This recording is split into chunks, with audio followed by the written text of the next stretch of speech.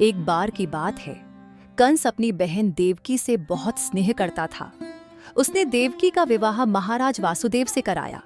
लेकिन जब वह अपनी बहन को ससुराल छोड़ने जा रहा था, तभी आकाशवाणी हुई, देवकी और वासुदेव का 8वां पुत्र ही कंस की मृत्यु का कारण बनेगा।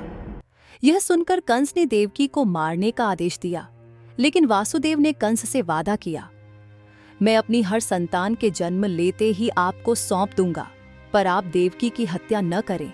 कंस ने वासुदेव पर विश्वास कर उन्हें और देवकी को कारागार में डाल दिया और उनकी एक एक करके 7 संतानों को मार डाला। आखिरकार जब वासुदेव की 8वीं संतान के रूप में भगवान श्री कृष्ण का जन्म हुआ, तो वहां कुछ चमत्कार हुआ। कारागार का दरवाजा अपने आप खुल गया और वहां के सिपाही गहरी निद्रा में सो गए। यह देख वासुदेव ने कृष्ण को टोकरी में डालकर यमुना नदी पार कर नंद और यशोदा के घर छोड़ दिया और बदले में उनकी नवजात पुत्री को लेकर लौट आए। जब कंस को यह बात पता चली, तो उसने उस बच्ची को मारने की कोशिश की, परंतु वह बच्ची उसके हाथ से निकलकर आसमान में उड़ने लगी और देवी का रूप धारण कर कंस से कहा, तू मुझे मारने की कोशिश कर रहा है, परंतु जिसने तेरा अंत करना है वह जन्म ले चुका है। अब तेरे पापों का अंत निकट है।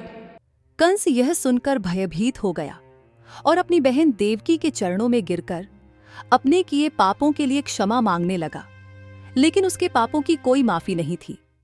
कुछ समय बाद कंस के कानों में यह खबर पहुंची कि कृष्ण नामक एक मायावी बालक उसके सोने के उद्यान को उजाड़ रहा है।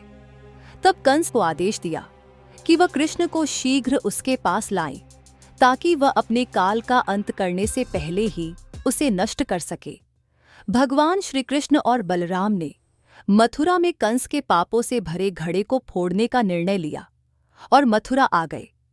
मथुरा वासियों के बीच कंस का डर छाया हुआ था। धर्म और नैतिकता के बीच मथुरा शहर में अंधकार का बादल छाया हुआ था। कंस का डर सभी के बीच स्पष्ट था। मथुरा वासियों, अब डरने की कोई बात नहीं। श्री कृष्ण अब स्वयं आपकी सहायता के लिए आपके पास आए हैं। भाई कंस ने इन मथुरा वासियों को डरा धमकाकर इन्हें भयभीत कर रखा है।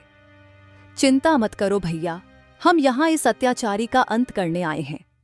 जब कंस को यह खबर मिली कि कृष्ण मथुरा पहुंच चुके हैं, तो उसने उन्हें मारने के लिए एक कुश्ती का आयोजन किया, जिसमें श्री कृष्ण ने भाग लिया और स्वयं कंस का वध करने के लिए अखाड़े में उतर गए।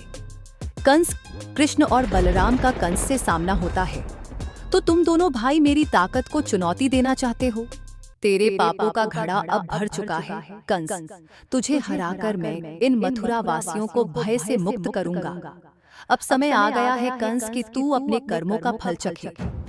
मथुरा में अच्छाई और बुराई के बीच इस संघर्ष की खबर अब हर जगह पहुंच चुकी थी।